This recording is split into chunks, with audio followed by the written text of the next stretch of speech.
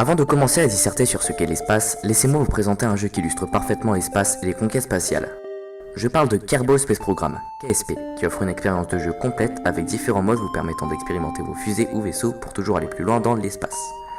C'est sur ce fond de jeu que nous allons comprendre, expliquer ensemble ce que veut clairement dire l'espace, ce qui le compose, ce qui fait sa dangerosité et les personnes tentant de l'explorer.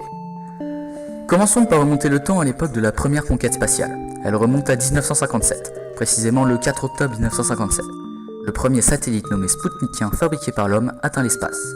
Mais après cette avancée qui bouleversera le monde, les astronomes ne s'arrêtent pas là, car le 3 novembre 1957, ils envoient le premier animal dans l'espace, la chienne Laika, qui malheureusement ne survivra que quelques heures. À la suite de ces événements, la plus célèbre entreprise spatiale, la NASA, est née. Les essais d'envoi de fusées ou vaisseaux s'enchaînent, jusqu'en 1961, où le premier humain, le russe Yuri Gagarin, effectue le premier vol orbital de l'histoire de l'humanité. Puis les vols s'enchaînent avec la première femme envoyée dans l'espace, Valentina Tereshkova, ou le soviétique Alexei Leonov, jusqu'à en arriver au premier homme sur la Lune, Neil Armstrong et son camarade Buzz Aldrin, lors de la mission Apollo 11. C'est d'ailleurs à ce moment que l'on peut retrouver la plus célèbre phrase d'Armstrong, « Un petit pas pour l'homme, un bond de géant pour l'humanité ». Passons maintenant sur Space Engineer, un jeu où le but est la survie spatiale. De nos jours, en 2014, nous sommes bien loin de 1957 où l'on envoyait simplement un petit satellite.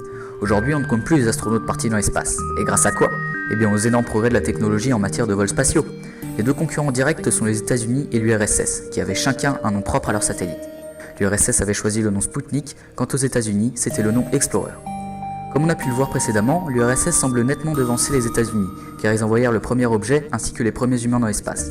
Cependant, les États-Unis envoyèrent les premiers hommes sur la Lune, Neil Armstrong et Buzz Aldrin, lors de la mission Apollo 11. Ce qui voudrait donc dire que les États-Unis seraient plus puissants au niveau technologique? Et qu'en est-il de la fameuse zone 51, la Groom Lake, qui pourrait s'avérer être le foyer de toutes les recherches menées par les Américains? Car selon certaines rumeurs et témoignages, il s'agirait d'une zone d'expérimentation militaire et aéronautique de l'armée américaine. Toutefois, ce qui est sûr, c'est qu'aucun des autres pays n'est pour l'instant en mesure de devancer le géant de l'aéronautique. L'espace, qu'est-ce que c'est? Eh bien premièrement, il s'agit de l'univers qui nous entoure. Vous avez probablement déjà levé les yeux au ciel en vous demandant de quoi était fait le monde d'en haut. Eh bien c'est cela notre espace, notre univers. Il est composé de tout, de matière, de particules, de certains gaz, et même d'autres planètes que la nôtre. L'espace c'est aussi des dimensions. À l'heure actuelle nous en connaissons 4. L'espace à proprement parler est aussi le berceau de nombreux dangers, tels que les astéroïdes, les comètes, les météorites, ou encore les trous noirs. Des questions peuvent susciter. Existe-t-il d'autres univers encore plus grands? Est-il possible de se rendre dans des dimensions parallèles à l'aide de failles spatiales? Nous y reviendrons sûrement dans une future vidéo. Pour commencer, parlons du plus grand danger de l'espace. Expliquons simplement ce qu'est un trou noir. Il s'agit du phénomène que l'on obtient après l'explosion en supernova d'une naine blanche. Ceux-ci sont des sphères noires, où rien ne peut passer, pas même la lumière. Ils sont appelés trous car rien ne peut s'en échapper.